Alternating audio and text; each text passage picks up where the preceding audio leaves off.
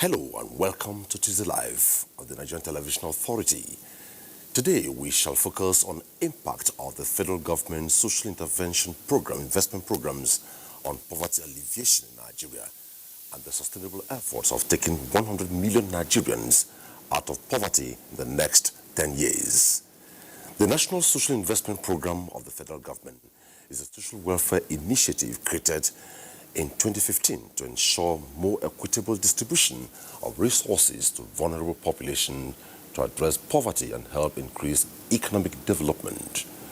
The NPA program provides Nigerians with job training and education, as well as a monthly stipend of 30,000 naira and a conditional cash transfer program which directly supports the poorest of the poor by providing no string attached cash and to improve nutrition and self-sustainability.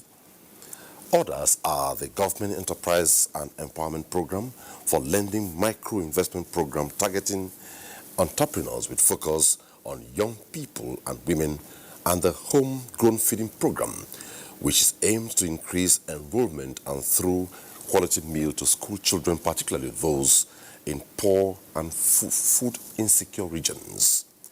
These efforts are adjudged as the best in the history of Nigeria on social intervention program committed to transform lives and improve the economic well-being of individuals and the country at large. Tonight on the program, we would take a sojourn into the tremendous impacts of federal government's investment programs and discuss ways of improving its components for sustainability, and would have a team of experts to guide us. My name is Omini Oden. Before we begin, let's take this background report put together by Ruth Aguele. With a growing population of an estimated 200 million, the burden of ensuring a more equitable distribution of resources to vulnerable groups in the country is one the federal government took into consideration through the establishment of the National Social Investments Programs to reduce hardship from the poor and vulnerable in the society. There are 4 components under the National Social Investments Program, namely NPAR Scheme, Conditional Cash Transfer, Government Enterprise and Empowerment Program, and the National Homegrown School Feeding Program, which are all under the purview of the Ministry of Humanitarian Affairs, Disaster Management and Social Development. The conditional cash transfer is targeted at the poor and vulnerable groups in the society, with a disbursement of 5,000 naira as monthly stipends to beneficiaries. And we use it to buy foodstuffs and medicine. Allah mun gode mu Baba Buhari ya daukake mu, Allah ubangiji ya bashi karfin dauka gama. Beneficiaries are drawn from the National Social Register. The National Homegrown School Feeding Program is targeted at primary school pupils, with a specific focus on increasing enrollment in schools and reducing malnutrition, especially among the poor. The Government Enterprise and Empowerment Program, GIP, is a micro-lending intervention program that targets traders, artisans and farmers, having 3 sub-programs: trader money, market money and farmer money, with 0 collateral loans as part of poverty eradication efforts. Where government promise not the fail. Benefiting me for my business, for everything, for my anything right they do. The NPAR program was designed with a mandate to empower young Nigerians through capacity building, investment and direct support. So far, having successfully concluded batches A and B, the Ministry of Humanitarian Affairs, Disaster Management and Social Development launched the NPower Batch C program, taking a new dimension to ensure transparency and dynamic impact assessment of the program. The new approach will enhance a seamless verification process for all applicants and address irregularities. The NPower Batch C, as launched today, is structured to onboard 1 million new beneficiaries, beginning with an initial 500,000 beneficiaries in the first stream and a subsequent 500,000 in the second stream. It will now be administered through the National Social Investment and Information Management System, NASIMS, designed to optimize and complement the structural reforms of social investment programs. On the other hand, in ensuring that no one is left behind, the ministry has flagged off the federal government cash grant for rural women in the FCT, a program designed to provide a one-off cash grant of 20,000 naira to some of the poorest and most vulnerable women across the country towards eliminating extreme poverty. And this grant they have given us today, I so much appreciate.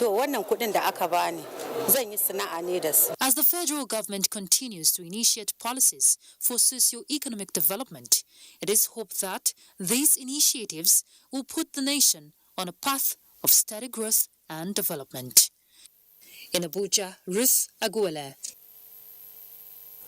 Federal government social investment programs on poverty alleviation is the focus of the program tonight. Ruth Aguilera's background report sets the tone for the takeoff of the program. In the course of the program, our phone lines will be open and displayed on the screen. Please, if we are true to you, go straight to the point, and in doing this, please turn down the volume of your television set. Also, you can be part of the program tonight through our social media handle, Twitter, at Twitter Live NTA. Tonight, I'm being joined by, beginning with Abubakar Abdullahi Kure, Managing Director, Nassau Microfinance Bank. Good to have you on the program tonight. Thank you so much. It's a pleasure being with you this evening. Also tonight, being joined by Ni Akinsiju. Ni Akinsiju is an investment analyst.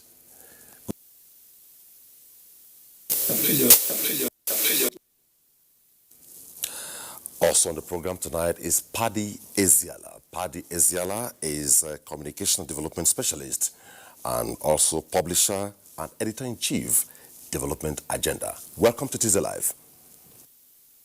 Thanks for having me. Joining us via Zoom in Kenya is Iowa Akpera. Iowa Akpera is a national coordinator, National Social Safety Net Coordinating Office, NASCO. Good to see you on the program, Iowa. Thank you very much for having me.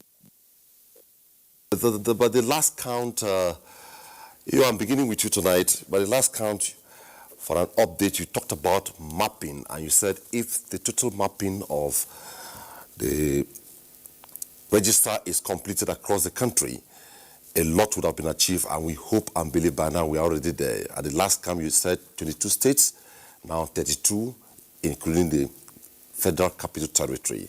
You talked about last figure, 1,132,679 poor and vulnerable households made up of over 4 million individuals. What's the update? So, as at today, the social register has grown to 30.1 million households across 36 states of the Federation and the FCT.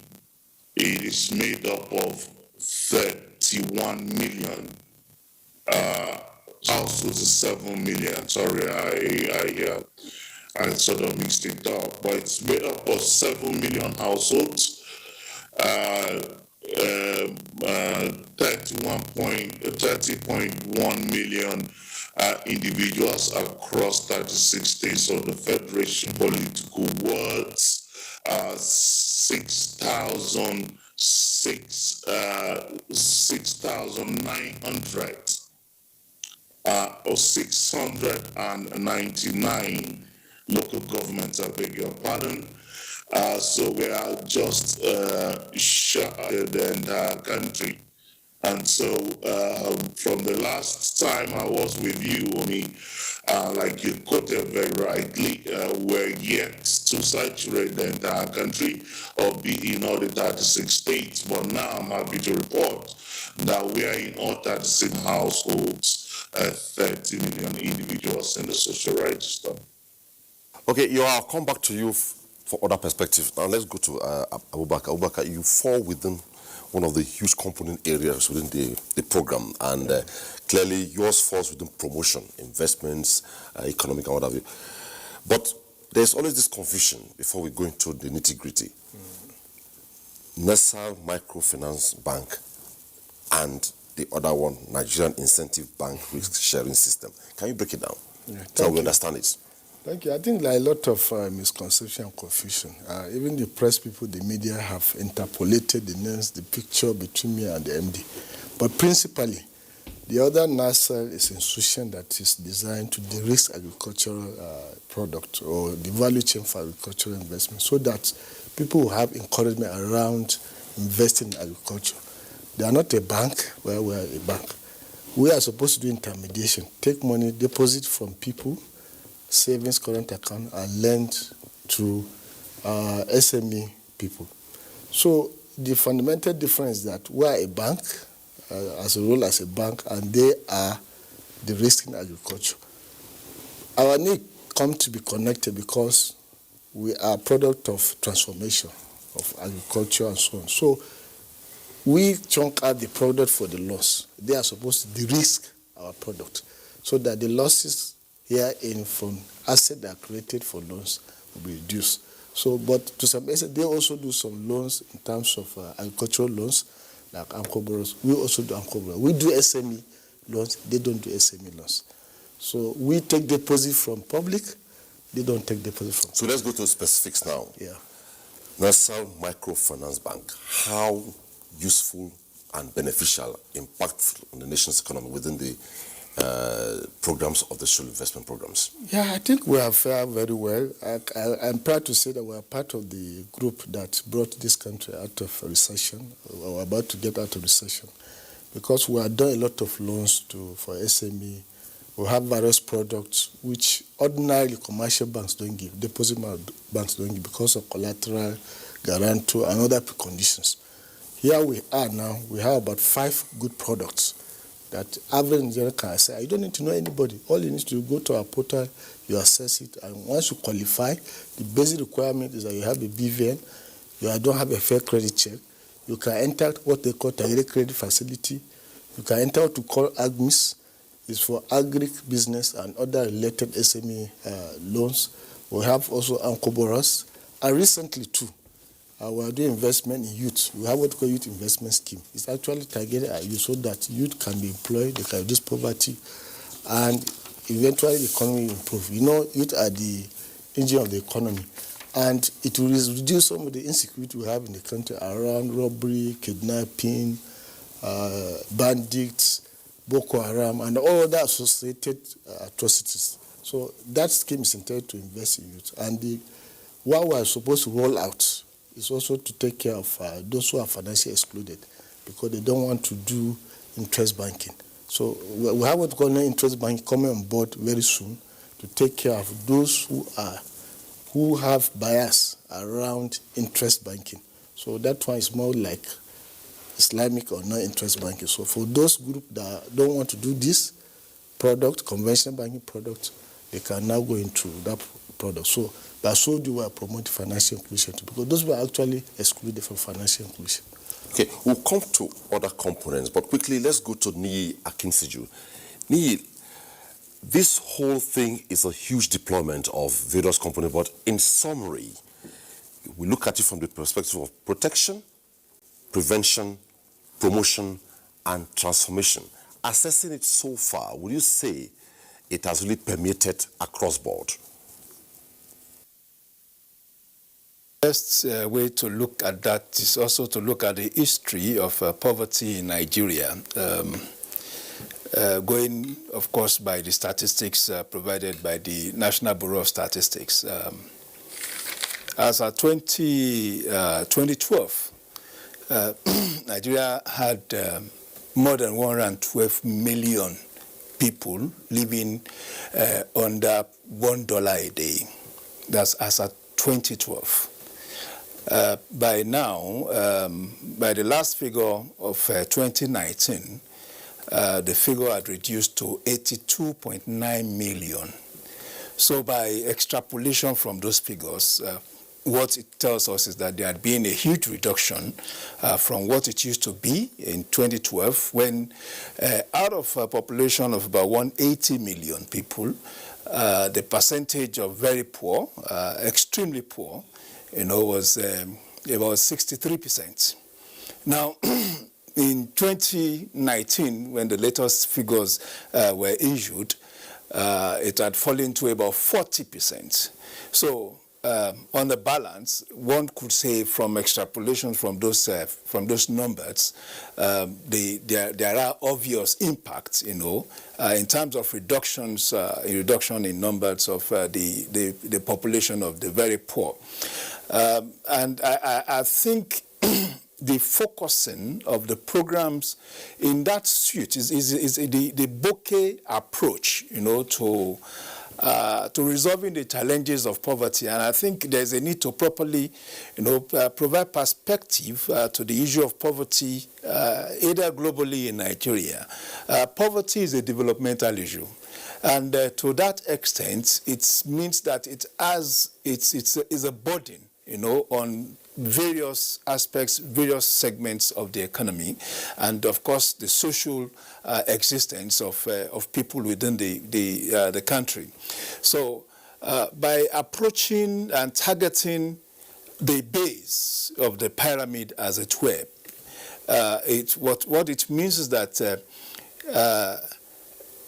the impact of this bouquet of programs, lifting out those numbers from the base, would of course be energizing the GDP of the country, and more than that, providing new potentials, for capacitation of the economy.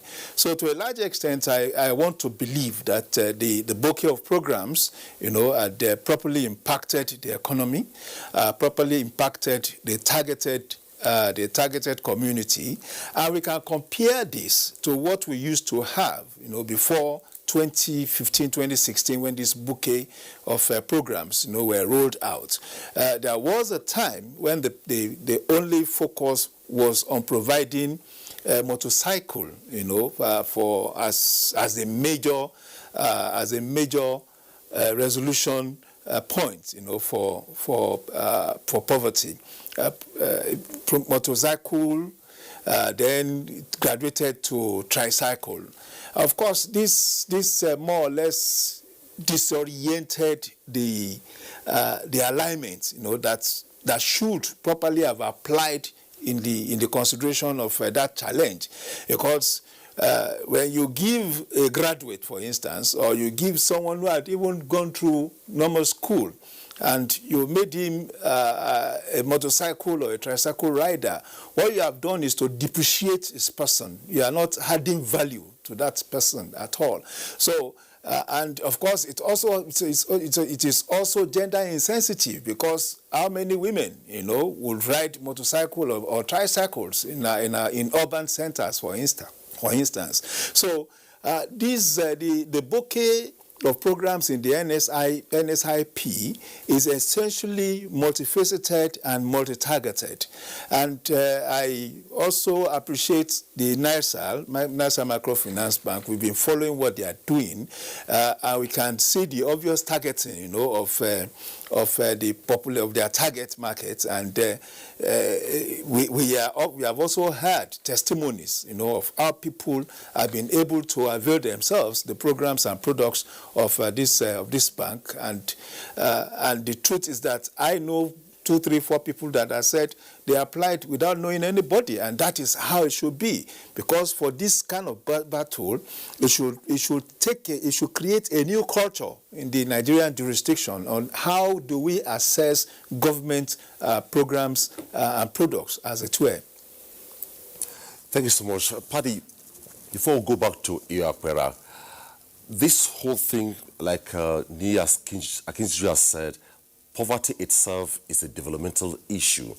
And if you look at the entire programs, they cut across the entire value chain, agriculture, SMEs, name it. And being an environmentalist, a whole lot of beneficiaries are having what we call alternative livelihood option. If, for instance, I depend on the forest, say hunting, and government has given me some leverage to go into farming, it means my attention is taken away from unsustainable forest management too. So alternative livelihood option and the social protection programs, what is your assessment?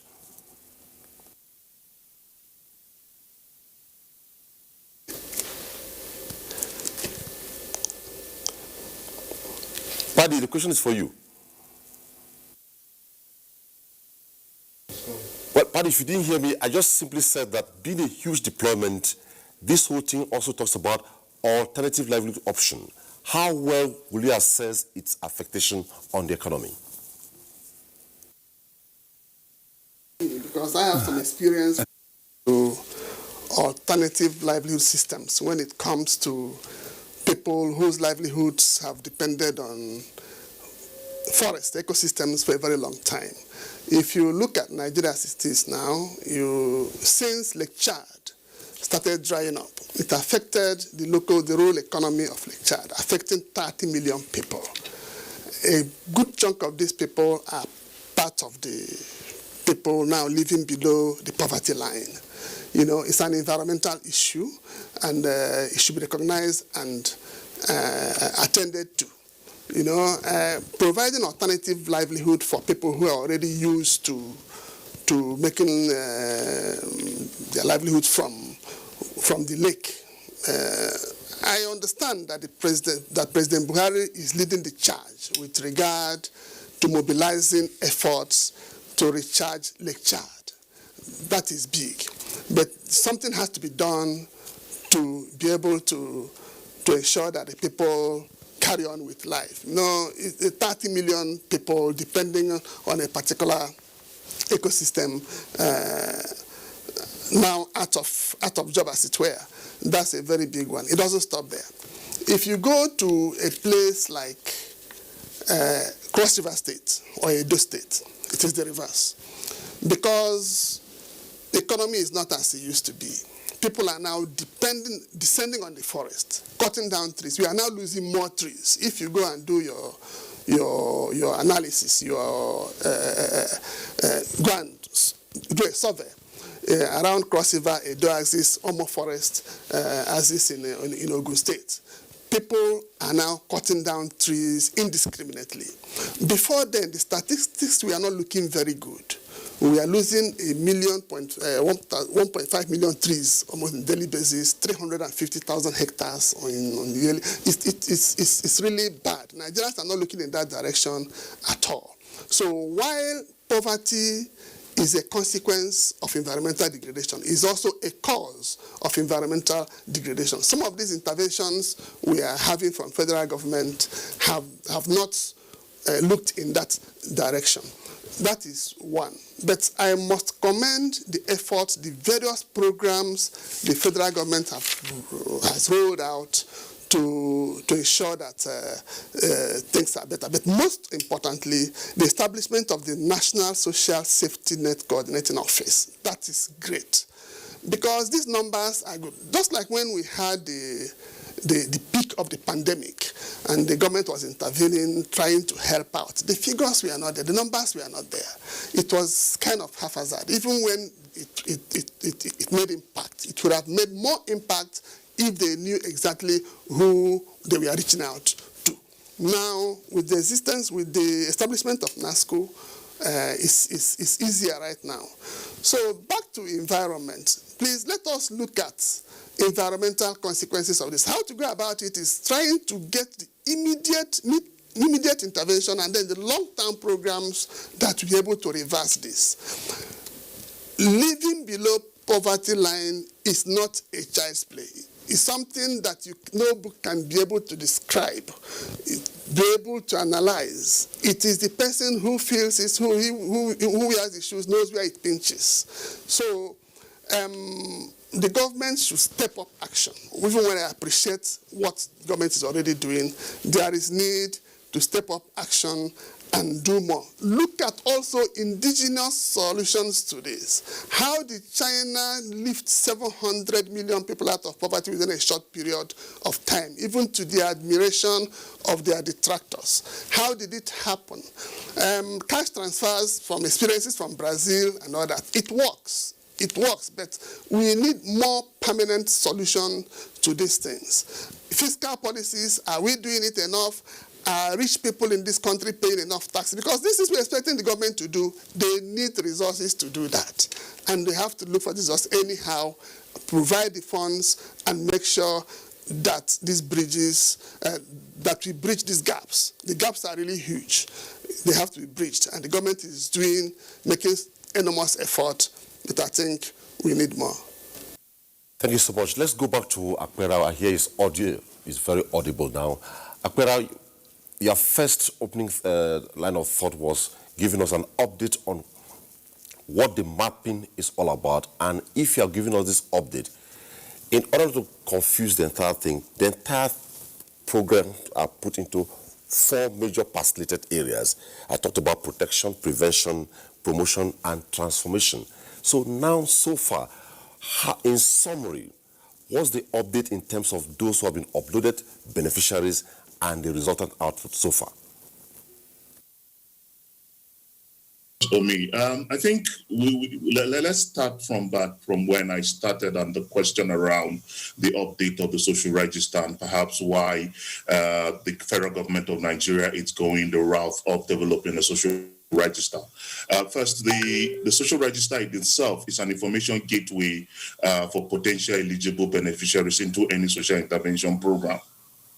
Now, the government started the efforts of developing the social register since 2016. And to date, we have 7 million households, 30 million individuals across the 36 states of the Federation and the FCT. Now, government uses the social register to target social intervention.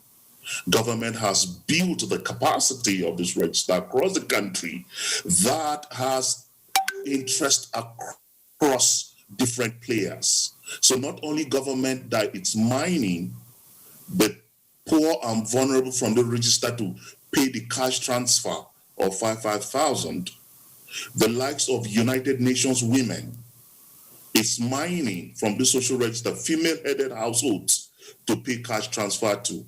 UNDP, it's mining from this social register to also do a cash transfer across 20 states. Now, this is the efforts of the government. And I agree with you. For the past decades or so, this is by far the most ambitious investment of any government in our country, targeting poverty and poverty alleviation. But we have to also make some bit of distinction. So you have the social investment programs, and then the suits of Empower, JEEP, Homegrown School Building Program, targeting various economic problems, including school enrollment, as in school feeding program, improved nutrition, JEEP targeting small businesses, giving them loans to stimulate economic growth, Empower providing learning and experience for our graduates and undergraduates, giving them some form of skills to continue with their life. And of course, the cash transfer itself, which is an economic stimulus initiative that aims at stimulating or smoothing consumption. Now, when you look at the question of smoothing consumption, which is coming to your question about transformation, the type of initiatives, the cash transfer, probably it's just the only one amongst the 4, in the sense that it does target the poor, the lowest on the poverty pyramid. And when you target such individuals or group of people with cash stipends, as it is global best practices all around the world, which my colleague mentioned, Brazil and co. What you're doing effectively is you're smoothing consumption, you're raising demand, and you're enhancing you're stimulating a whole chain of activities that ensure economic growth. What do I mean by this? When you give 5,000 naira to a poor and vulnerable household, evidence in Nigeria from the program we are rolling out shows that 70% of that money is used for consumption, which is foodstuff. And by that, you raise a huge demand for whatever foodstuff or food products that they are consuming out there.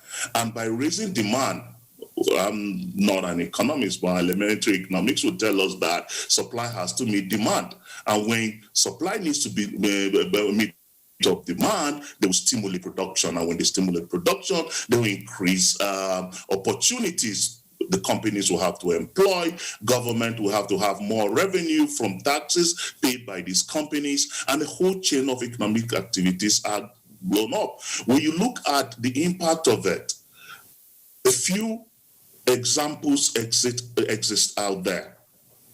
In Kwara State, the latest news in Kwara State, that the governor went to a primary school to take over the school. This school was built by women who have been collecting 5,000 naira cash transfer from government over the last 2.5 years. These women contributed from this 5,000 naira and built a whole classroom block. They employed the teachers and started a school in their locality, ensuring that their children are no longer walking long distances from school, but it's just by their doorsteps. And when this thing made news, the governor of Kwara State reacted, and rightly so, to take over the school, get more teachers, get buildings there, and refunded these women money up to 500,000 or 5 million naira thereabout. Now, this is just a small impact of it. Now, if women, and we can argue that what will 5,000 naira do? But when you put 5,000 naira together from women who have been collecting this cash transfer, and in that community, there are not more than 30 women who are collecting this cash transfer on a monthly basis. So from a 30 women point of view, to have built a school and also employed a teacher over the last 2.5 years, we just tell you the simple impact of programs like this. But if you also imagine that you have the 30 women collecting 5,000 naira in a village, 5,000 times 30 brings up to about 150,000 or 1.5 million, yes. And now that is money injected into that community. Community we hated to would hardly have that much of liquid cash pumped into that community, but this is consistent. It's monthly over 2.5 years. So you just imagine the kind of economic activities that have started coming up in that particular community.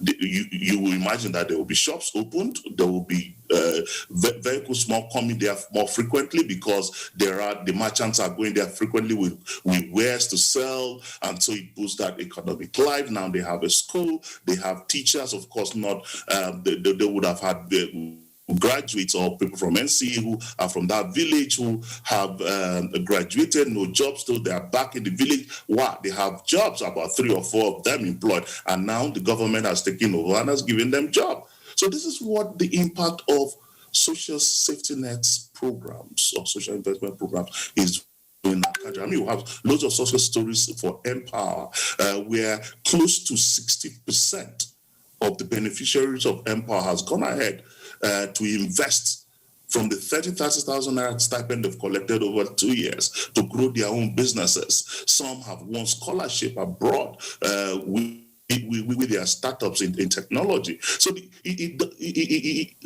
gains are there and they are bound. Now, the school feeding program, for instance, the school feeding program, it's in 3 ways. It's a homegrown school feeding program. Homegrown school feeding program, the homegrown component means that we are deliberately investing in our agricultural food value chain. The food that they cook for these students are locally sourced. Now, that means we are boosting or encouraging agriculture, because they will have to produce the food that will be bought. And then they've gone ahead with the program to have aggregators. So, for instance, eggs. They buy eggs from these farmers, ensuring that they have value, ensuring that the waste is minimal, and where they do not exist, encouraging others to come in, because there's a ready market. And this market is consistent. It's every day of school, 3 months every quarter, over the 4 quarters of the year that schools are opened. And then the women that are employed to cook, what happens to their economy? They have jobs. They are paid for the food that they cook, giving them income, helping their families, putting their children to school. And of course, stimulating local economic growth in that community as well, because these women are not going to go to the city to buy the things that they used to cook. They're going to buy it in the local stores. And so opening that community for business as well as farmers. Then when you talk about cheap, And the small loans that they're given, up to 50,000 naira or thereabout, you see small businesses, you will not imagine what 2,000 naira does to an akara woman, a woman selling akara on the street. How much does she need to start her business? Perhaps 2,000 or 3,000 naira. An additional 10,000 naira to that woman ensures that she's going to buy perhaps a bag of beans or maybe half a bag of beans, ensuring that she's buying perhaps at wholesale and no longer retail. And so her profit does increase because she's buying more in quantity than just going to the shop and buying 10 naira at retail price, retail cost, which is about third-hand retail structure. And so it cuts her cost of doing business by increasing the stock. And so there's more profit for her to expand her business. She's got a little bit more income to take care of her own family. And also in the economy, if you look through a community, you're injecting cash of up to 2-3 million naira every month. We can just imagine the impact of that in the local economy. We can stay in the city of Abuja and Lagos and argue that that's not much, but if you go to actual real communities, it's a huge impact that these programs are making out there. And the value is there for all of us to see. And I'll say again that this is by far the most ambitious investment of government. Now, what has government done to sustain this? Apart from the fact that they're building the social register, which in itself, it's for the first time establishing a list of identified poor and vulnerable where we can point to them, we can get help to them easily. And the approach is bottom up, wherein it is the community that are identifying the poor and vulnerable. It's not any politician sitting in any parliament or any city. It's the community members that identify this poor. In our community, these are those who are poor. This is how we define poverty, and these are those who are poor. These are the people that are in the register. The government has then gone ahead to establish the Federal Ministry of Humanitarian Affairs, Disaster Management, and Social Development, where in itself it's a structure meant to institutionalize the programs and make them far more enduring. Now we have a house, we have a social protection implementing coordinating agency that begins to put the learnings, the systems together to ensure that going forward, we have structures and systems. Now, the government also didn't stop there. When the pandemic struck, the most impacted and affected by the pandemic are the urban poor. So the Honorable Minister of Humanitarian Affairs, Disaster Management and Social Development, Sadi Omar Farouk, then directed my office, of course, which is directly under her supervision and the permanent supervision, that what can we do to ensure that the urban poor are also within reach to be helped. And so she came up with the Rapid Response Register. And the Rapid Response Register is simply a mechanism that targets the urban poor onto a database that help reach them in a very transparent manner. And we're using state-of-the-art technology for the first time again in our country. We're using electronic end-to-end. We're using a very scientific method of targeting that ensures that we're using satellite imagery to define or map the urban poor areas, where the urban poor live. And who are these urban poor people? They are the artisans, the bricklayers, the tailors, the taxi drivers, the small businesses that reside in our various communities. So when we go back home in Abuja, people that stays in, say, Nyanya and Co, or Papi, those kind of suburbs, those are the kind of targeted areas that this satellite imagery technology has provided us access to. And through SMSs, we are then targeting them and bringing them onto the social register, the Rapid Response Register. Government itself already earmarked money to target for cash transfer to this transient poor that then helps them, give them a bit of relief that puts them on the path of recovery from the shock. Okay, Akpera, let's hold it there for now. Before we take our reports, let's come back to Kure. MD, NESAL is about agricultural financing. You have tried to separate the difference between the National Microfinance Bank, and the bigger picture, but it's all related. Now, you used a word. Would-be beneficiaries do not need to know you to benefit. Now, how would people become beneficiaries? Okay, we have a website which you can visit via the internet. You just go there, apply. Once you apply, there's evaluation process for application. We have different set of loans. For instance, the first one that is a success story is what we call COVID loans, or that is referred to targeted credit facility. So what that means is that loan is generated to mitigate the impact of COVID. During the lockdown, people lost their jobs, business are closed down, there are no cash flow. So in order to activate business and people, Central Bank in Sweden came out with that scheme. So what we need to do is just access us via our portal. We also have admins too, agriculture related.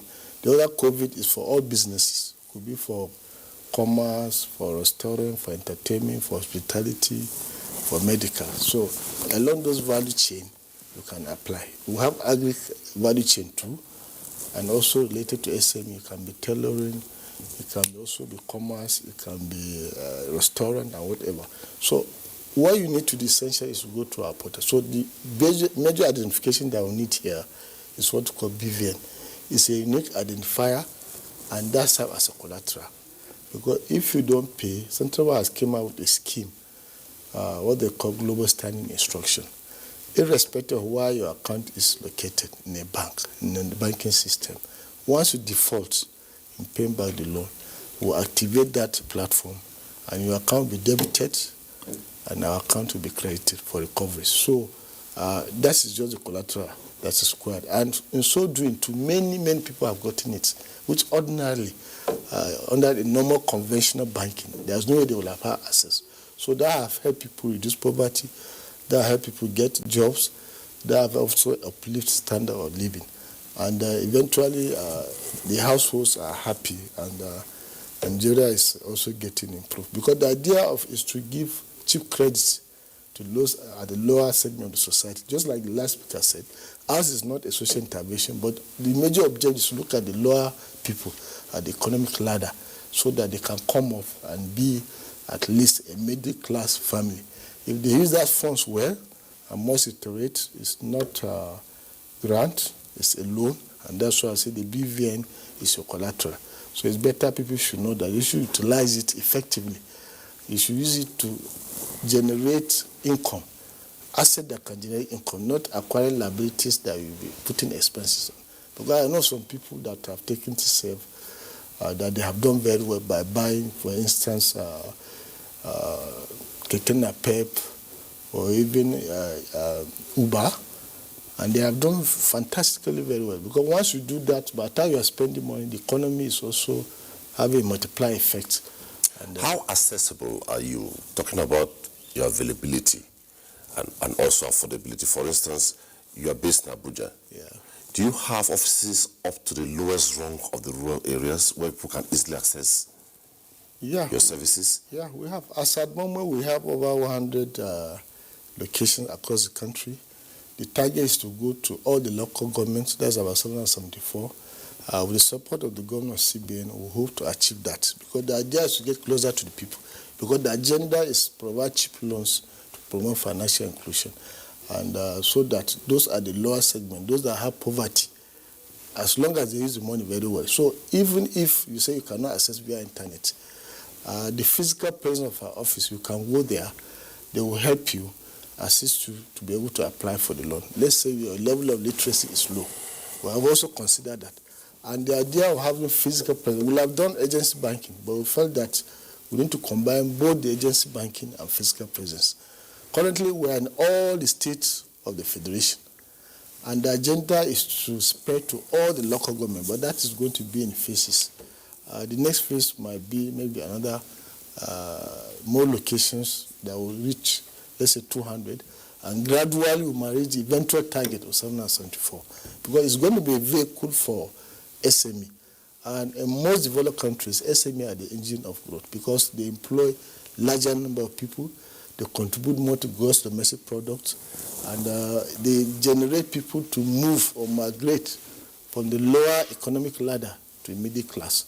So basically, we hope that with the support of the Manual Central Bank, which has also always been supporting us to embark on those loans, we'll be able to achieve those targets. Before we take our first report and then go to Paddy Eziana and Nia Kinsiju,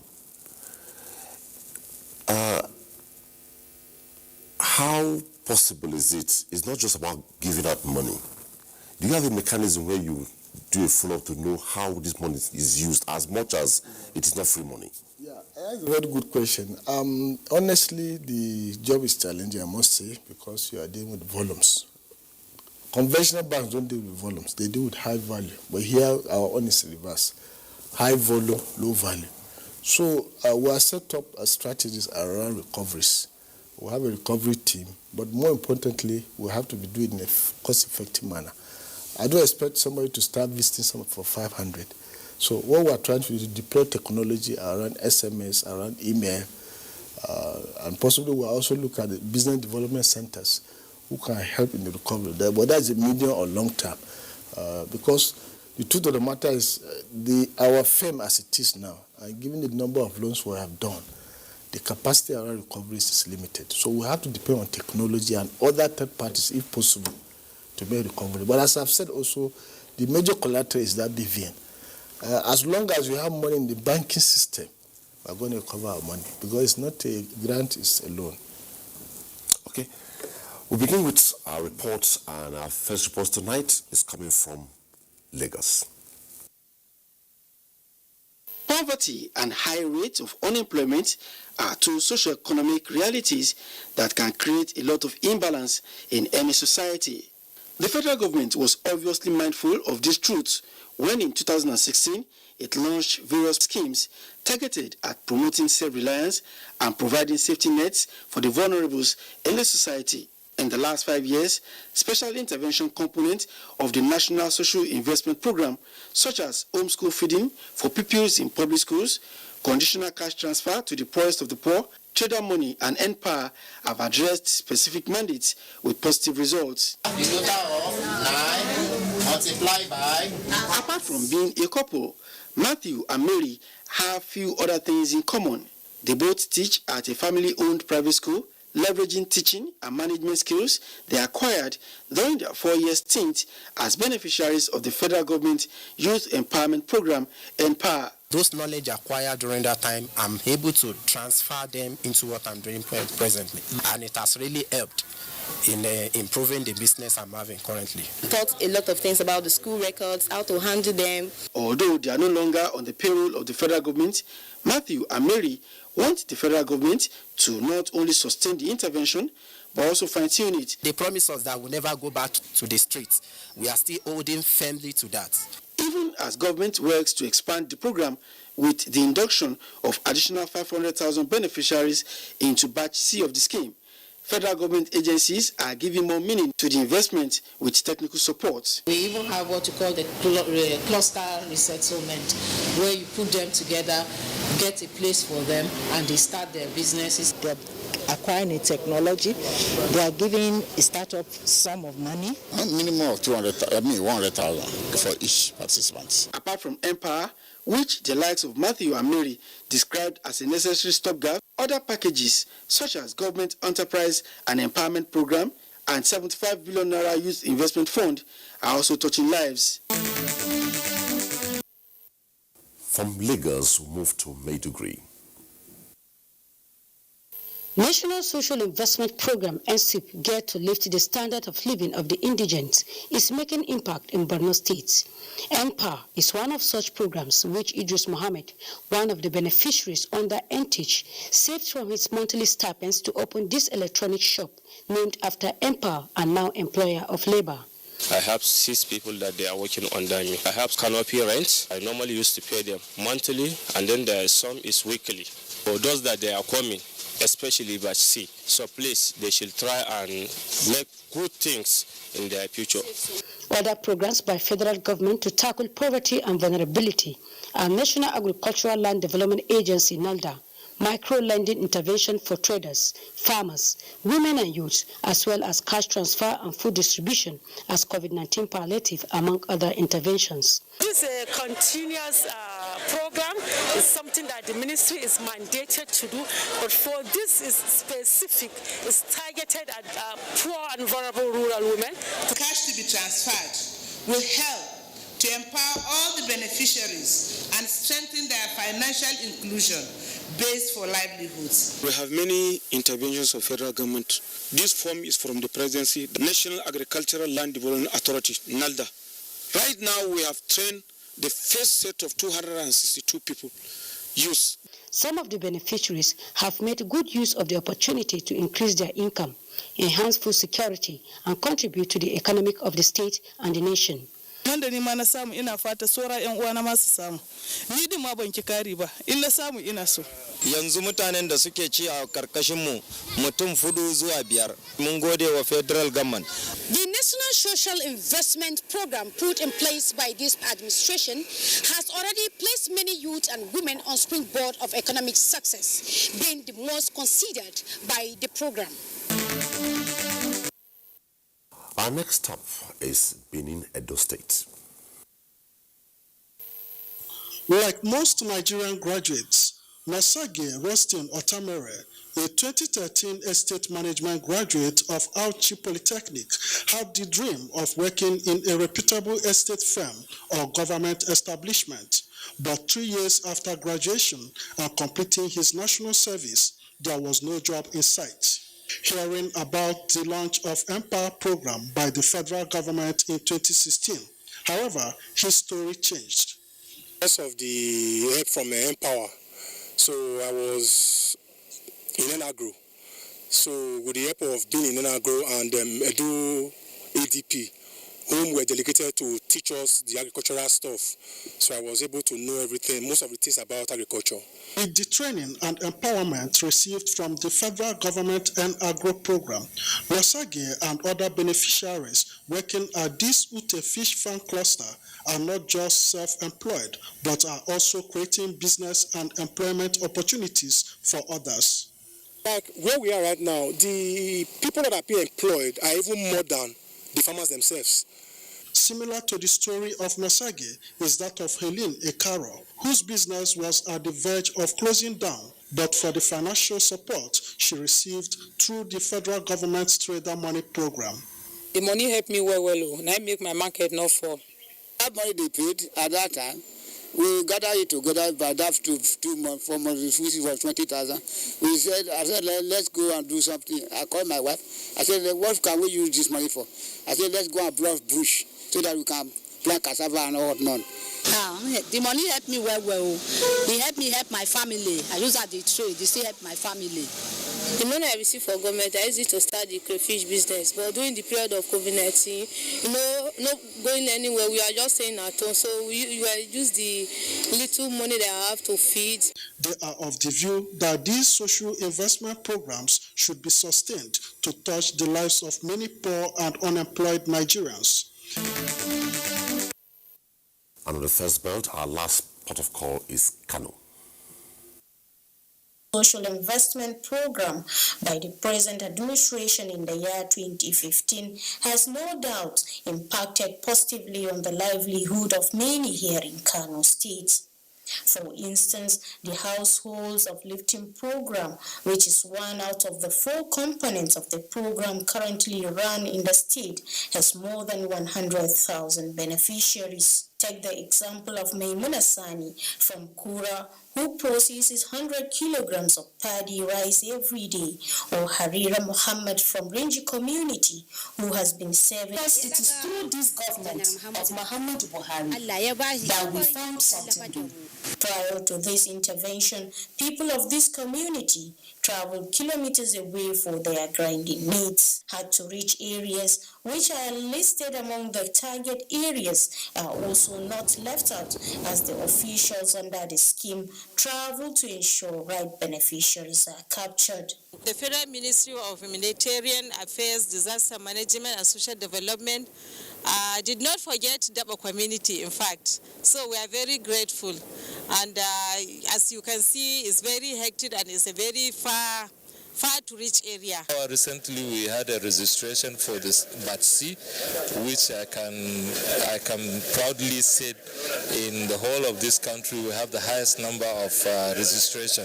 The 6-year-old program, according to Harira and her lights, has changed their economic fortune and their entire livelihood. When we come back after the break, we shall be looking at, as much as this program cuts across difficult to reach areas and areas that are easy to be reached, has there been a creativity, job creation and enterprising culture in the country with these programs? And if it is doing well, if the M&E is not effective, how well will it go? After the break. Should not mask your beauty.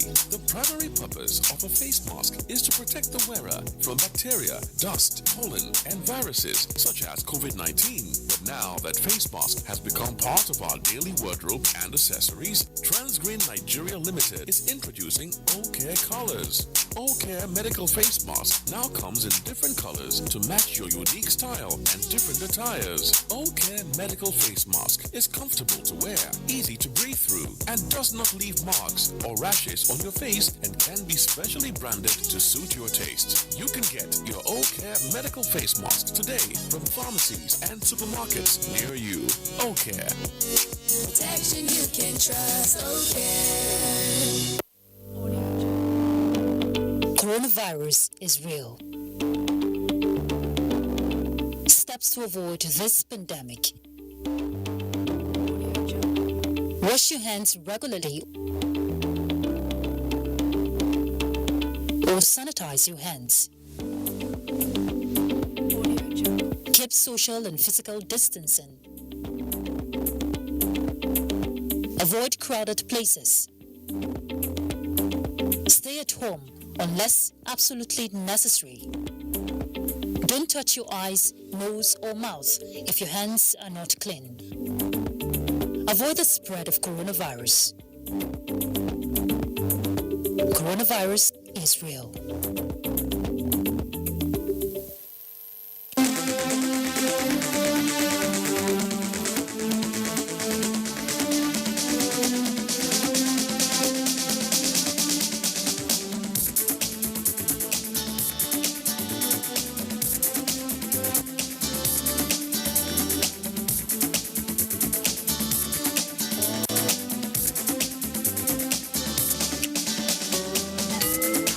NTA Tuesday Live, a network issue-oriented innovation talk show.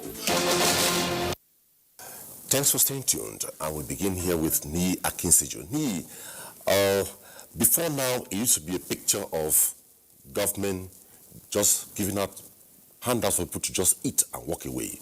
But we see a picture of government teaching people of how to become entrepreneurs. If today the world is talking about value chain development, value addition, would we say we are heading somewhere in terms of enterprising, job creation, and entrepreneurship in a couple of years? I will conclude from your conclusion. I believe that we are heading somewhere. First, because of the philosophy of those programs, as it were. But most importantly, when a program of this nature, or of the nature, of the bouquet we're talking about, and of course we've been talking so far about the social investment program. There's also the need for us to bring in the economic stimulus plan too. There are a number of programs under that thematic umbrella, as it were, too. So if we take all that together, what distinguishes them is the fact that they are pivoted on a bottom-up approach. So it's based on first the community, where we're talking about the social register for the cash transfer and all that. It's based on the community identification and, of course, community monitoring too. And for most of the other programs at the level of the JIP, at the level of the economic stimulus programs too, you're looking at belonging to corporations, to cooperatives, So it's just one or two of those programs that you have individuals doing direct application, to get into the program. So the first layer, of being involved in the program is that you belong in an association, you belong in a cooperative, and the cooperative as itself is also self-regulating, because the basis of securing credit, as it were, it's based on the collective, of the cooperative. So to pay back and all that would also be based on the collective of the cooperative. That also don't also forget that we have a strong history of cooperatives, in Nigeria. So the linkage between government programs and cooperative self-regulating capacity has created an ecosystem that had more or less helped the realization of these programs. Now these cooperatives too are also usually artisanal based, or trade based kind of. So already they are functioning within an industry. So by linking them up with credit is enhancing and empowering the cooperative, as it were. So you cannot, for instance, collect something if you are collecting something for furniture making. It's likely that you belong in the cooperative of carpenters or furniture makers. So you are already professionalized. And of course, like the end power. It got to a time now that we also saw a stratification along profession and industry, like the end agro and all that. It's if you are not involved in agricultural practice before, you were exposed, to agricultural practices and all that, and it goes along the value chain, as it were. So what I'm trying to say essentially is that this is not just about throwing money at a problem or throwing money at challenges to resolve those challenges. It is, I see a clear, systematic, approach, to not only to resolve the challenges of poverty, but of course to also grow, people out of the poverty community, as it were. Then, if you also look at the whole poverty universe in the country, if we are talking about 82,900,000 people living now under $1.90, because by 2015 the benchmark for global poverty line was increased from $1 under $1 to $1.90. Now at 82,900, you still have those who are living under $4. Those who are living under $5, those living on those income, either you are measuring by income or you are measuring by expenditure, are still on the margin line. You can't describe them as being rich, as it were. So there's still a need to keep pushing them, into the higher rung of the economy. And I think that is what these other programs are doing, either at the level of the targeted credit facility that the CBN is doing through the NISAL, or through the artisanal one-off grants, I think 30,000 naira or so, through housing, social housing. Now, I received an approval, or rather a notification to the fact that my the social house, that I applied for under this economic stimulus plan is being processed, and I didn't know anybody. I saw the thread and the link, and I applied. I've been informed now that about 4 locations in Abuja have been developed, and if I have interest, I should open an account, in a mortgage, in the Federal Mortgage Bank and all that. So I have not spoken with anybody. I just made that application direct. Now I have also known some people, that applied for the solar energy solar energy projects, through the Rural Electrification Agency, which, though that one is limited to people of certain age, youthful age under 35, But what I'm trying to say essentially is that when a program is properly focused, as it were, and is situated, within the universe of a bottom-up approach where the community or the cooperative groups, are directly involved, it will help, one, sustain the program and, of course, give it a proper exit as it grows, into its true realization. Okay, thank you. Now, Paddy, in your opening, you tried to dwell within the ambit of environmental issues. Let's come back now to the clear picture.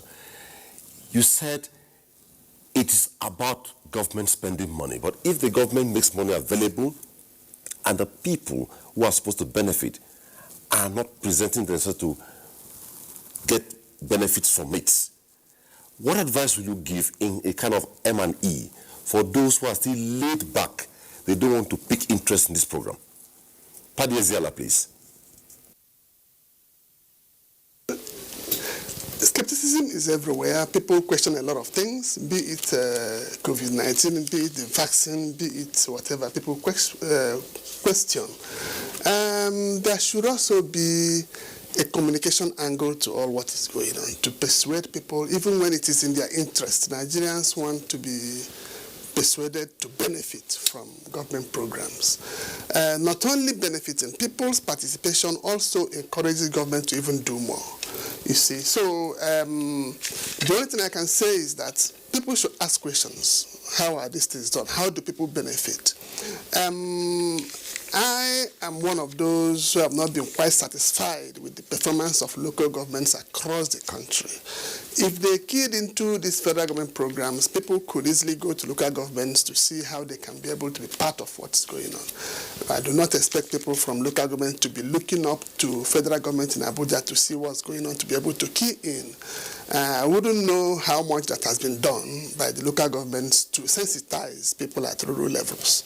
Every local government, there are structures, even in communities. In the part of the country I come from, there are development unions, women organizations, and things like that. This information should be passed down the line.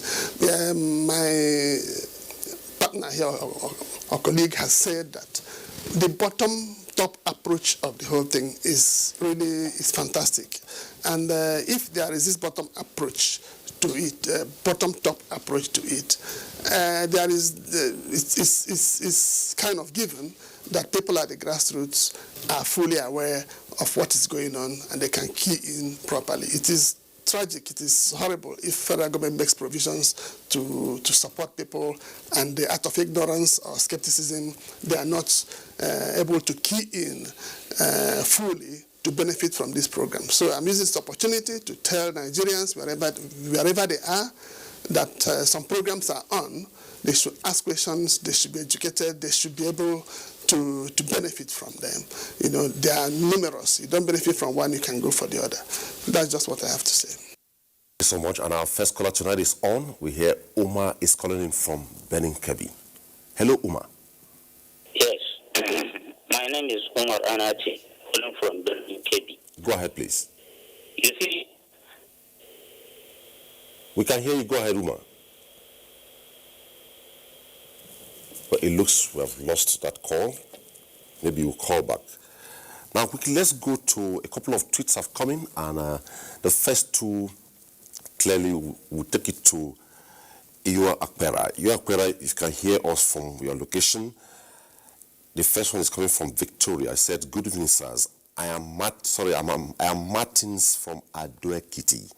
What happens to some of the poverty alleviation scheme being sponsored by the federal government, such as survival funds and the rest? Many applicants have not yet been paid." And follow up, it says, the next one is Efra Faduk Founder 1. It says, "Hi everyone, nice to join you. My contribution for tonight's topic is, if government really wants to alleviate poverty in our society, let me and you start helping our neighbors to reduce it by investing within our community. But everybody holds what he has and blaming government always. Let's allow you to respond to this, please.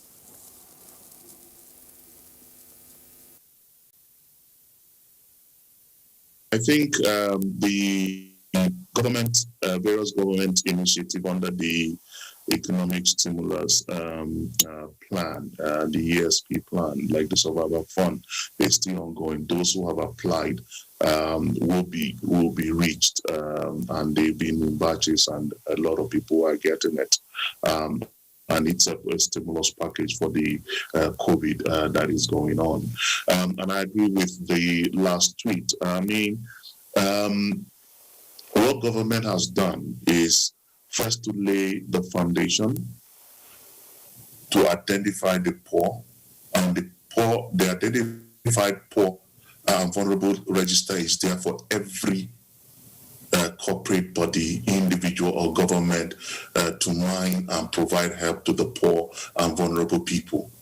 And it has been done in a way and a manner that is transparent, that it has enhanced confidence of major players within the social protection ecosystem to begin to mine this register and help people.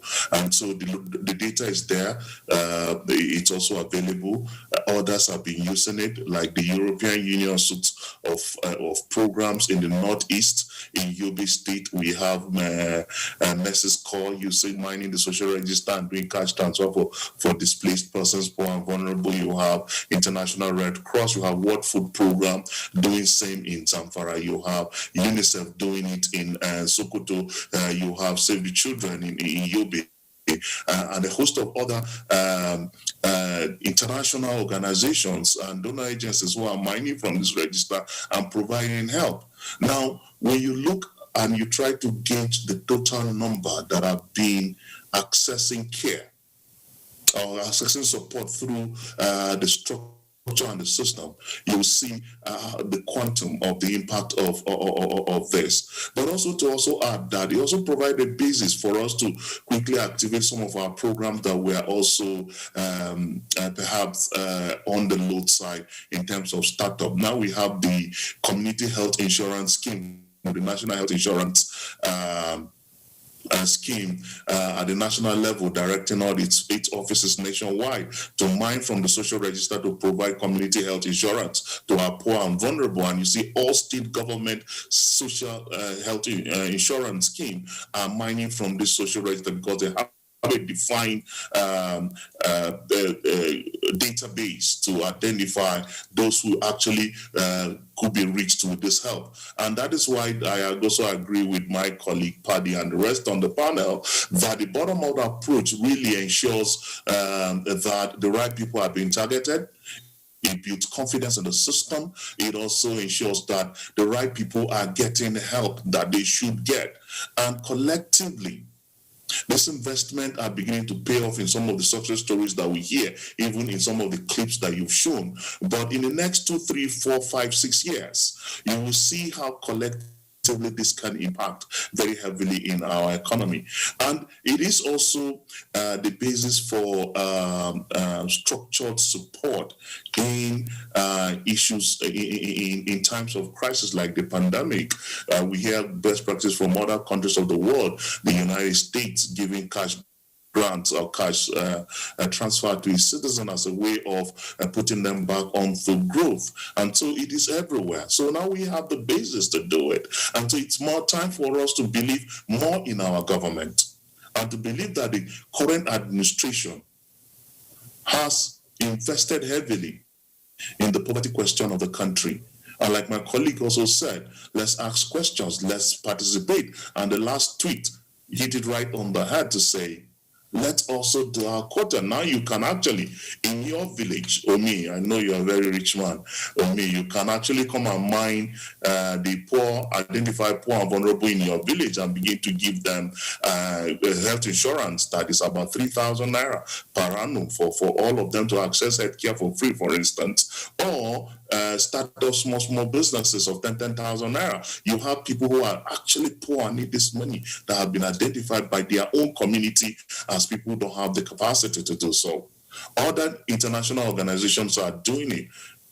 At the moment, we have close to 17 international agencies across the country in various states mining the social register and providing help to the poor people. So it's no longer only the government efforts in the National Cash Transfer Program, but others are latching onto the opportunity that these structures and systems are giving them to also provide help. And so, like the last tweet say, if all of us get and do in our small communities, knowing fully well that these people have been identified transparently, they are not being, the list is not influenced by anyone, then help is getting to the right person. Before we take the next tweets addressed targeted at the MD of the Nassau Microfinance Bank here, let's take this caller from Makurdi. Moses is calling from Makurdi. Hello, Moses. Well, it seems the call has dropped now. Quickly, these tweets, there are two tweets here. One is specific to the MD here. The other one has two angles. There's a political angle to it and also a palliative angle to it. But let's take this one. Mikel Seidu says, good evening all. My question goes to the MD Nassau Microfinance Bank. Sir, referring to the COVID-19 loan, how does the management intend to get it back, considering that so many people that are jobless and have no means of repaying back are accessing the application? Thank you. Yeah, that's a very good question. I think we are fully aware of that. That is why we gave central bank management gave what they call moratorium for 1 year. Subsequently, because COVID persisted, it was extended to year 2, based on a need basis. And perhaps too, the loan is low cost. From 9% that used to be, it was reduced to 5%. Banks give as high as 30-40%. So the idea is to give low cost loans so that you can be able to pay back. And I think if you truly use it well, you should be able to pay back, because the idea behind it is for those who have businesses, not necessarily somebody who is going to marry a woman, buy a car for personal use or acquire liability. No. The idea is targeted at one, you have a business you want to run. You have a household, you are unemployed, you want to generate income and you pay back. So that is the thinking. We hope the way to pay back. If you don't pay back, we definitely activate what we call global standing instruction, as I've earlier mentioned. It will help in recoveries. Also, if you don't pay back, you might be blackmailing the banking system because you are defaulting your loan. That means you can't get loan any other place, any other bank. And we might even go further to publish your name in the newspapers that you have defaulted, because if you cannot pay back, it means your brother or sister cannot get the loan, and the institution itself that's granting the loan is at risk of failure, because once you grant loan, you can't pay back, it's a loss to the institution. So yes, the conditions were lowered, because when we started, the conditions were built in. You have to have collateral, you have to have guarantor, you have to look at your cash flow, they are adequate. But people are not getting access to it. And what is the essence of creating a package or a scheme people cannot access? So to allow greater number of people access, we now lowered it. We are aware of the risks, and that's why we set up a team for recovery. They have started giving a lot to people to show their amortization schedule. Once your payment holiday lapse, the 2-year moratorium I talk about, definitely you'll be seeing my team giving you alerts, giving you messages, and we are well equipped to look after the call. We are aware they are challenging because it's not cost effective for you to go after somebody to 200, 300. So definitely we are relying more on technology to see how we can make recovery. But I implore people to please try and recover. Try and make sure they make recoveries. My team is monitoring people electronically, not necessarily physically, because I said it's not effective for you to go and be looking for 200. The cost they use for 200,000 might be the same thing I use for 500 million. So it's not cost effective. So technology is the basis. So I urge you, the governor of CBN has done well, the management has done well from CBN perspective. So it's good for people to also do their own part and pay back the loss. Okay. The next tweet has two levels now, and I'll take them to Paddy Eziala. Nia Kinsiju, and lastly to Iwa Akbera. It says, Buba Yaza is the person that tweets, I am a farmer of Beneseed and sunflower. I suffered a setback in managing my production since 2018. None of this program that I have not applied. From AGMA's Survivor Fund COVID-19. The issue at stake, most of the managers doesn't know, I'm reading the way it come, who to assist, and politics is playing out in it. Now, before we go to Okwara, let me take it to Paddy and Nii. Paddy, from the MD's perspective, he said you don't need to know him to benefit. And EU Okwara has talked about the fact that they have done everything to ensure that this whole thing is not politicized by anybody. You don't need to hold a political party card or to know a politician or to belong to any class to benefit. If we sustain all this all through and we don't go through these factors, I believe we'll head somewhere. What's your reaction? Moving forward, and it's gratifying that people are testifying that they have been able to access these facilities without knowing anybody. Even within our team here discussing, somebody has said that what he applied for is being processed. That is good. It means that things are changing generally, not just because of this particular scheme. You know, and it is one thing for something to happen, very good, transparently. It's another thing for such a thing to be communicated and for people to believe it. They say seeing is believing.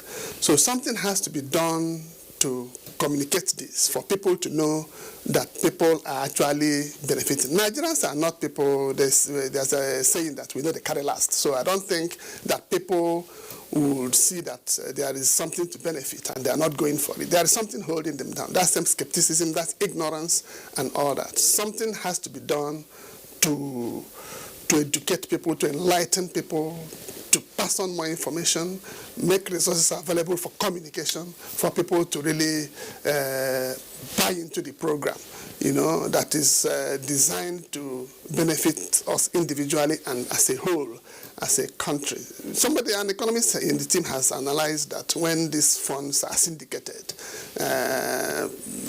you know, demand is generated, and people who produce make money, and the economy grows back. I mean, it's as simple as that. So let us communicate more. Let people know that this is working. People are benefiting from it. It is for people who are actually benefiting, for them to talk, to now get other people into it. We are peculiar people in Nigeria that you have to set up a program. You have to also make resources available to also tell people to come forward and benefit from the program. Nee, before I come to you, I hear there's a caller from Jos Sheriff. Hello, Sheriff. Good evening, sir. Good evening. Go ahead. Thank you, sir. Why is that if the government is actually serious about the issue of poverty alleviation, we need to look into so many factors. The basic is that the issue of casual workers that are being employed in most industries, especially the industries which are owned by foreigners. This issue needs to be seriously looked into so as to make our graduates more valuable and to make them more beneficial to our community. That is one.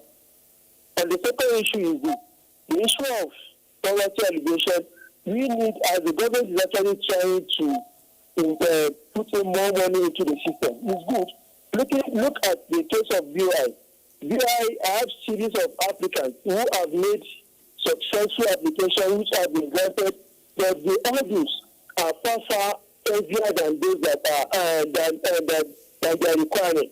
When they meet up this, another thing will be required, another thing will be requested for, which makes it impossible for them to access such loans.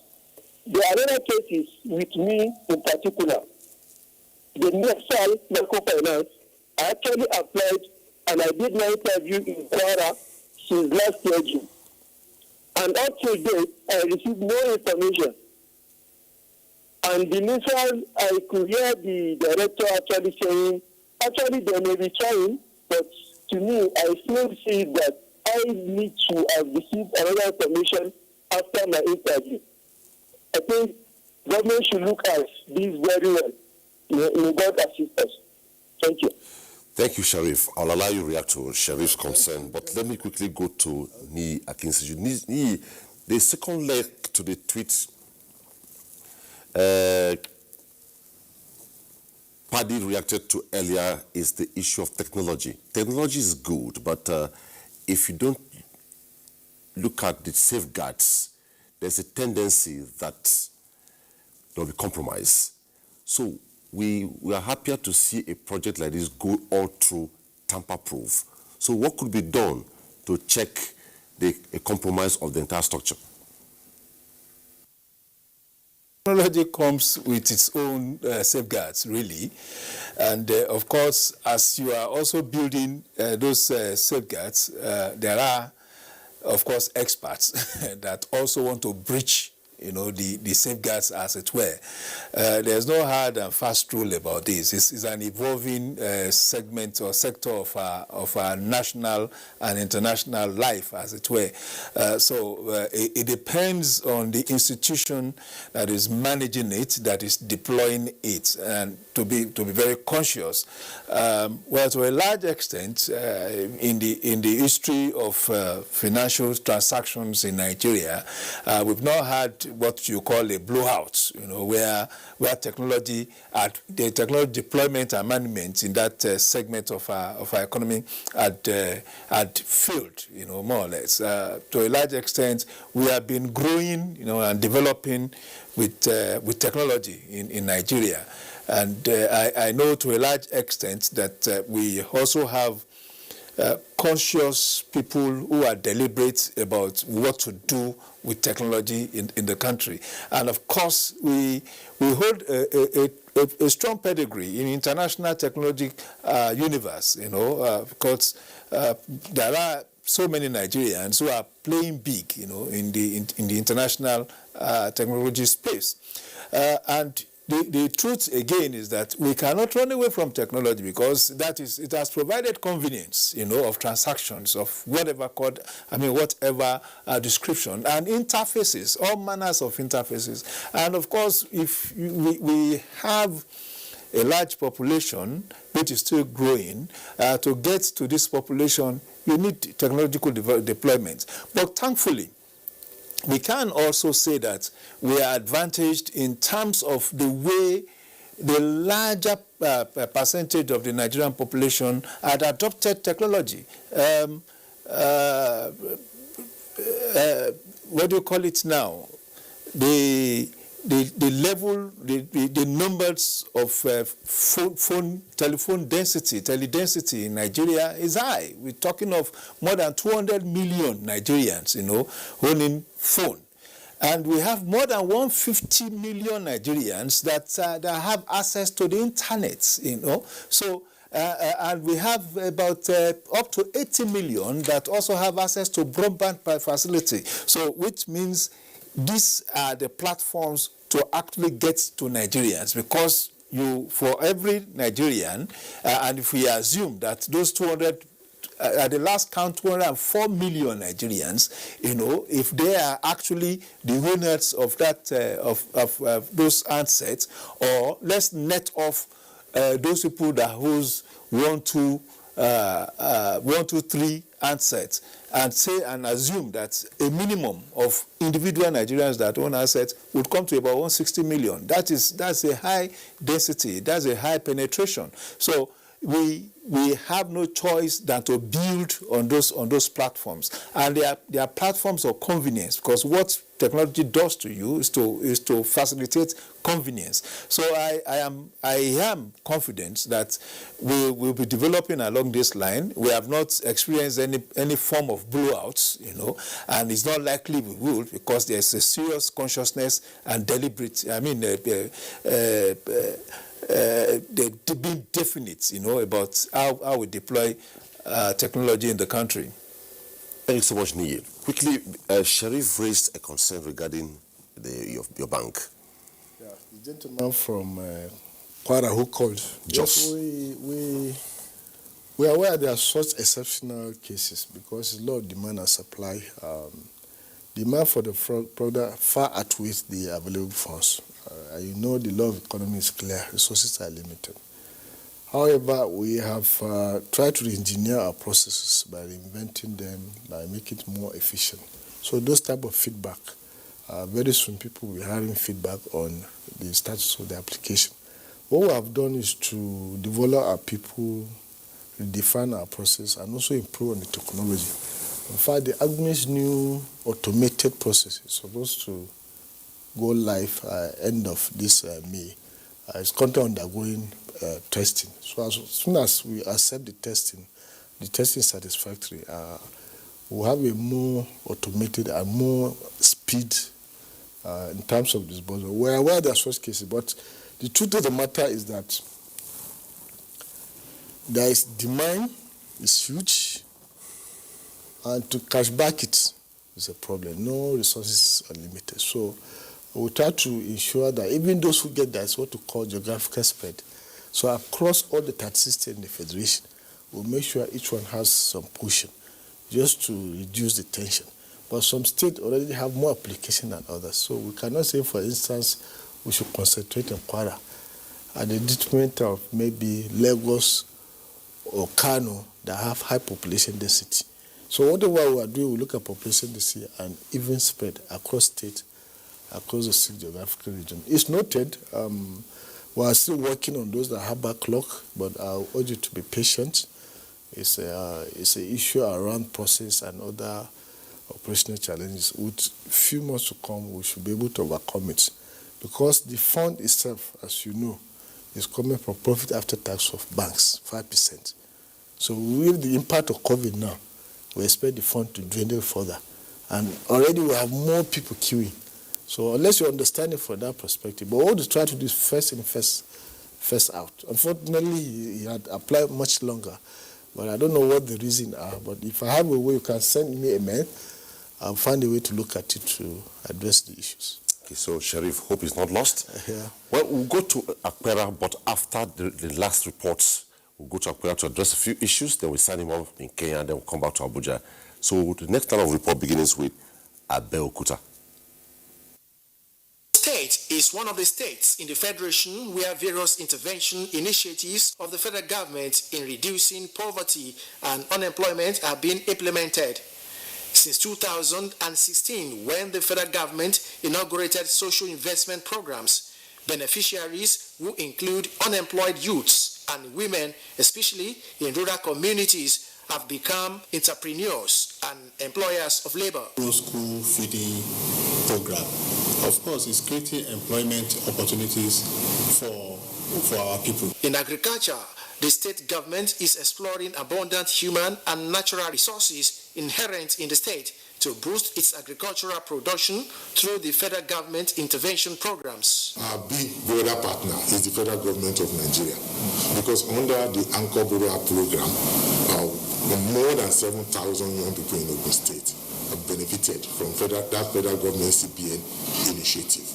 The federal government of Nigeria trained extension agents in Ogun State in collaboration with Ogun State government. Beneficiaries rated the initiative as worthwhile and unique. I'm not able to fortificate 1 hectare before, but now they introduced me to 1 hectare. So that is one achievement that I got from the government for what they are doing. We passed through some seminars for us to, and also a training process which we were taught how to come about this day-old broiler. Like Oliver Twist, Ogun State government is pleading for more of such relief programs in making life easier for the citizenry.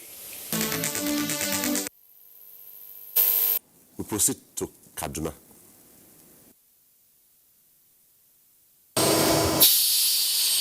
Adamu Usman, popularly referred to as Yesco, is one of the beneficiaries of the numerous federal government youth empowerment programs. He was trained in footwear production. Adamu started small and did not despise his days of little beginning. He started in a one-room apartment shop, and when I got the equipment loan, I was able to expand my place. I moved on to this place. This place is about 4-bedroom flat. You understand? So when we moved to this place, we have more.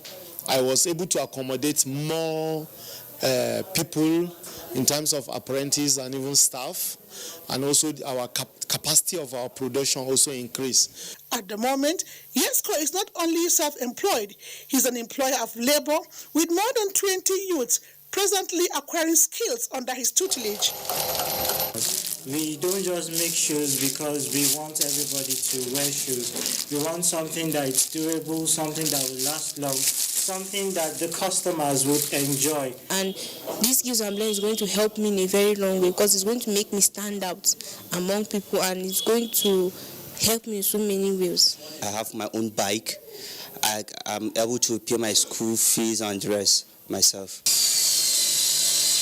Mahmoud Sani is another beneficiary who specializes in furniture making. His story is similar to that of Adamu Yesko, the shoemaker. I'm feeling my family, my mom and my sisters, every of my distance, they were close to me. We help each other. Stakeholders believe that the federal government youth empowerment programs, if sustained, will make more millionaires in Nigeria and eradicate poverty, give hope to the hopeless, and push the economic growth of the nation faster. Jos is our next stop. Our government initiative is targeted at tackling poverty and hunger across the country. In Plateau State, 26,000 people have benefited from interventions such as the conditional cash transfer, which is meant to empower poor and vulnerable persons. 1,800 breastfeeding and lactating mothers are enjoying from the Core Responsibility Program, while 8,000 youths are beneficiaries of the Government Enterprise and Empowerment Program, GEEP. Others include the N-Power, N-Health, and N-Teach, where James and Mangai are both beneficiaries. They explain how they utilize the resources for self-development and to enhance their lives. After the expiration of the program, I've been with the healthcare center here also because they extensively trained me on HIV, AIDS, counseling and testing, which are part of what I'm doing here, and collection of COVID-19 samples. And once the students are here, I will be able to impact the knowledge. I think this social investment program has come as a savior to the Nigerian youth, because long before now, I was managing my life. So since then, in fact, my life has been improved upon. State focal person of the Social Investment Program, Dr. Sumaye Hamza, says it has been a success story with a group of women saving about 78 million naira in different banks. Batches A and B have already exited. So batch C are in the process of self-validation online and also taking an online test. And because we need to make it transparent and we need to make it more accurate and enrich the database, that is why the online validation was introduced. The focal person advises beneficiaries to put the monies to good use so that their economic fortunes can be transformed and for the betterment of the society. And our last report tonight is coming from Benue. Grown School Feeding Program has created a value chain employing 6,512 cooks and 50 aggregators across the 23 local government areas of the state.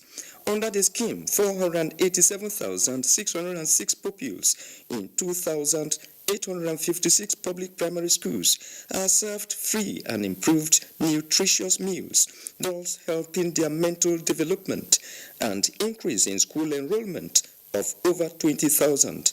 The Empower scheme is also said to have empowered 39,000 people, both graduate and non-graduate, and supported with starter packs to start their small-scale businesses after acquiring skills in different vocations. Emmanuel Kwalade, like other beneficiaries of the program, says the support they received has indeed transformed their lives. This Empower is a stepping stone to my own life and to the life of the youth within my community. I could remember when they paid me, I could be able to buy like 50 tubers of yams, bought rice, half bag of beans, granite oil, palm oil, everything. Benue State focal person, Nigerian Social Investment Program, Dr. Terris Damsa says the program is worthwhile and impactful and should be sustained.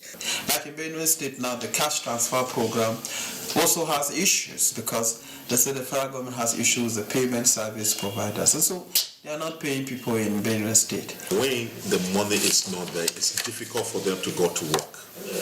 When capturing is not done, when identification is not done, as in the case of the conditional cash transfer, the state coordinating unit need to go out there to identify the vulnerable populations.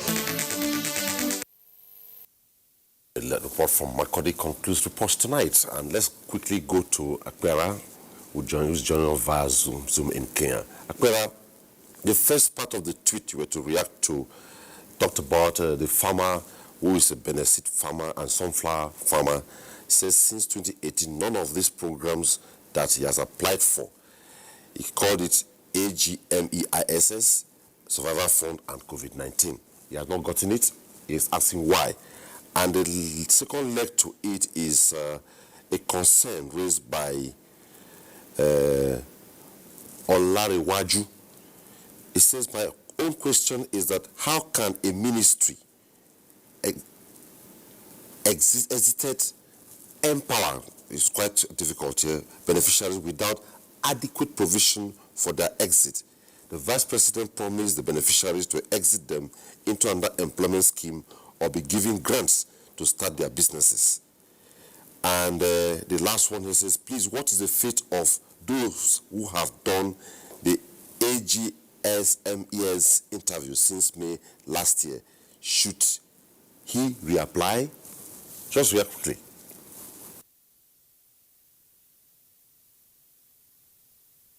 Thank you very much, Omi. Let's start with the farmer who has applied. Of course, there are loads of opportunities out there. And like the manager for NICE has said, resources are not limitless. And so the selection process takes quite a while. You will see from one of the clips that you showed, the Honorable Minister had when launching the batch C of the Empower, said government will be targeting to receive 1 million beneficiaries into that program. You realize that 5 million applied actually, and from this 5 million, 1 million through a very rigorous process will be identified and employed. So we have that challenge around resources, but I'm sure as you have applied with with a little more patience, I'm sure help will come your way. And so there are some other opportunities that are coming out there, including the Nigerian Cares program, which is also an emergency program that will also target beneficiaries like yourself with small under the Fatama program, but also other opportunities. Now, the other questions that I came on around. Your signals is getting weak. I'm afraid we cannot continue with you, but to quickly say, if you can hear me, it was nice having you join us via Zoom in Kenya. Akwera is the National Coordinator of the National Social Safety Net Coordinating Office, NASCO. Thanks so much for being on Tuesday Live tonight. Okay, I'm back in Abuja. There's a question here, a tweet directed at the MD coming from Abuja, Meileka. It says, my question goes to the MD of Nesal FMB. Boss, please, what is the interest margin of the household COVID-19 targeted loan? 2, why are some local government areas not listed on the website? Thank you, from Abuja. Okay, let me start with the bottom question. That's the last question. I'm not sure how you got the data for the local government. What we have is states, and we have covered all the 36 states, including FCT. And our data is also in terms of distribution trend, it's reflected on the base of state, not local government. But probably if you are talking about the branch expansion, I don't know whether you are referring to that. That gradually, which I mentioned in my earlier statement, we might reach there. It's a gradual process. You cannot graduate from 1 to 774. The even resource to do that is not there. But gradually, we hope that NASA will be in each of the local governments. And the last question around the interest margin, it used to be 9%. Central bank loans are 9%, but because of the COVID impacts, we know business have closed down. Return on investment might be low. Income generating assets might not do very well. So central bank is always to reduce it from 9% to 5%. They also went further to say, okay, initially they gave the applicant or gave us directive that it's 1 year moratorium, and because the COVID is persisting, it's also extended to year 2 on need basis. So we're going to be looking at those who need it who qualify for year 1, but for year 2, you have to justify why you need the payment holiday. But it's not automatic. If you feel you can pay, you can also go as well and pay. But the 5%, you can't get it anywhere in the banking industry. I must say it's a loss. It's a subsidized loan. It's actually a bridge between a grant and a loan. Let me say middle way, because the type of conditions attached to it are very soft. Okay. So people should be willing to pay. Okay. Me and Paddy Eziala, I'll direct this tweet to the two of you. It's a concern raised by a Nigerian which you can amplify. It's coming from Abdullahi Omar Sani Kontagora. The attempt to alleviate poverty by the federal government is a good one, but due to our retrogressive attitude, the effectiveness of the attempt is negated. There is therefore need to assess and evaluate the whole process in order to fish out the bad eggs. Paddy, how do you react to this? Bad eggs before the programs even start. You know, the programs are just being rolled out. I've not heard of the bad eggs yet. Well, instead, I'm hearing about people who have refused to understand or key into what is going on. Of course, we have talked about the use of technology to ensure that things don't go right, to ensure that it is effectively, or they are effectively implemented. You know, no government will also want the resources to go down the drain. I think efforts are being made also to ensure that people don't fritter away funds. It's tamper-proof. You've used that word earlier in this program, at least for now. And the message still goes, please, we cannot start looking for bad eggs when they are not there. But whenever they come up, we will know, and the government will do the needful.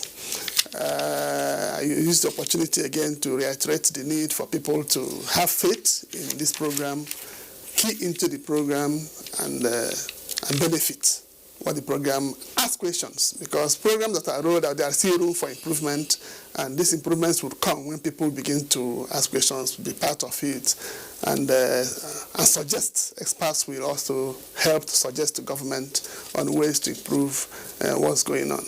For now, we cannot have a program to benefit people and start looking for bad eggs when they have not come up. Thank you. My question to you now is looking at it like a summary. Protection and household social assistance, prevention of increase in poverty, including health insurance, risk reduction, transformation, tackling inequalities and social discrimination, including, for example, other factors that you know. We imagine with all the factors put in place, the safeguards, the tamper-proofs are protected, the banks are working. Where are we heading to in the next 2 years, in conclusion?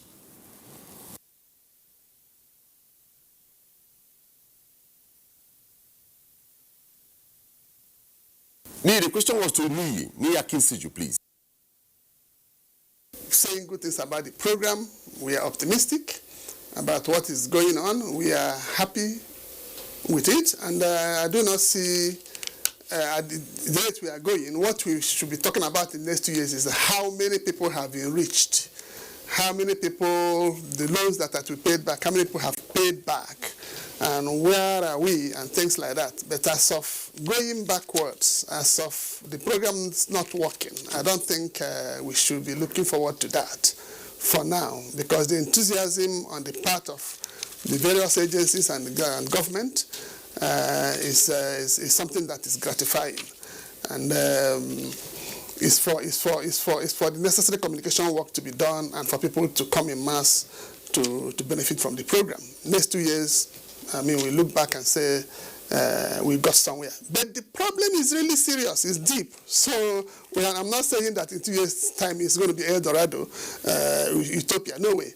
But we can be able to measure. There is inbuilt monitoring, evaluation mechanisms to be able to look at.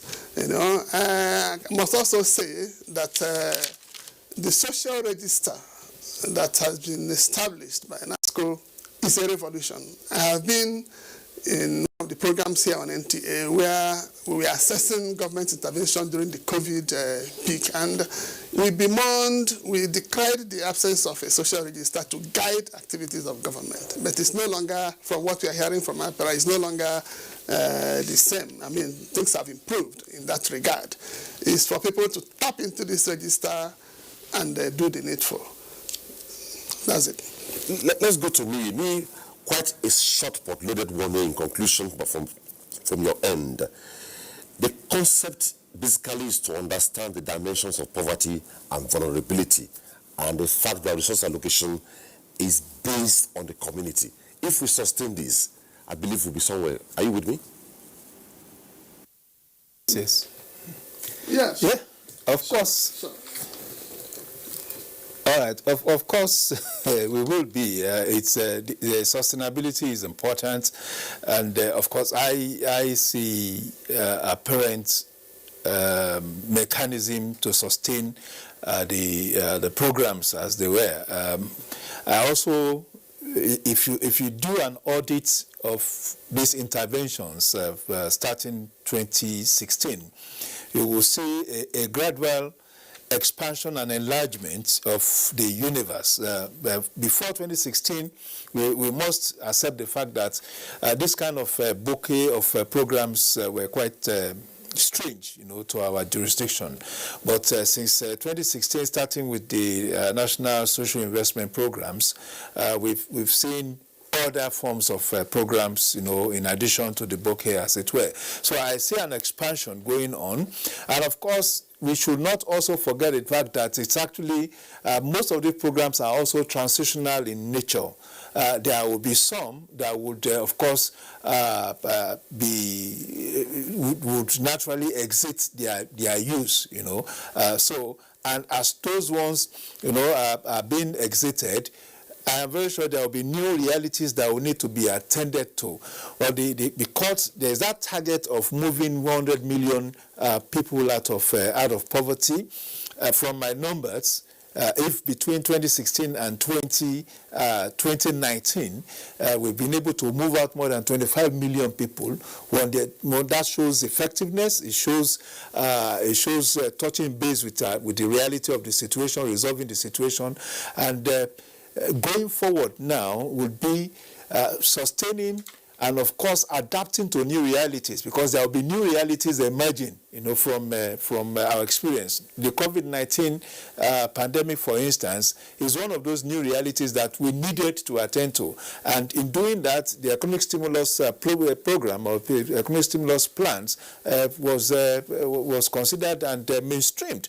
And a number of programs in that bouquet of programs were deployed to attend to the challenges that actually arose as a result of the COVID-19 pandemic. So in the next 2 years, we are going to see some new forms of realities, but the important thing is that there should be enough energy and creativity, on the part of government to be able to identify these challenges and attend to them. But going beyond governance, going beyond the government, I am believing that the private sector will also key into this, because that should be the major driver of these programs. At the level of corporate social responsibility, at the level of creating jobs and other forms of empowerment, and of course encouraging entrepreneurship, the private sector should also latch onto some of these ideas and programs as they were. Thank you so much, Ni Akinsiju, investment analyst. It was nice having you on Tuesday Live tonight. And also quickly, Paddy Ezala, communication and development specialist, also publisher, editor-in-chief, Development Agenda. Thanks so much, gentlemen, for being on the program tonight. Thank you. Back here is Abubakar Abdullahi Kure, MD, National Microfinance Bank. It was nice having you on the program tonight. Thank you so much. Thank you. That's it on the program. We looked at the federal government various programs for poverty alleviation. Thanks for your phone calls and thanks for your tweets. On behalf of all of us, don't forget to support the NTA in the fight against rape and rapists. To be a star. Bye-bye.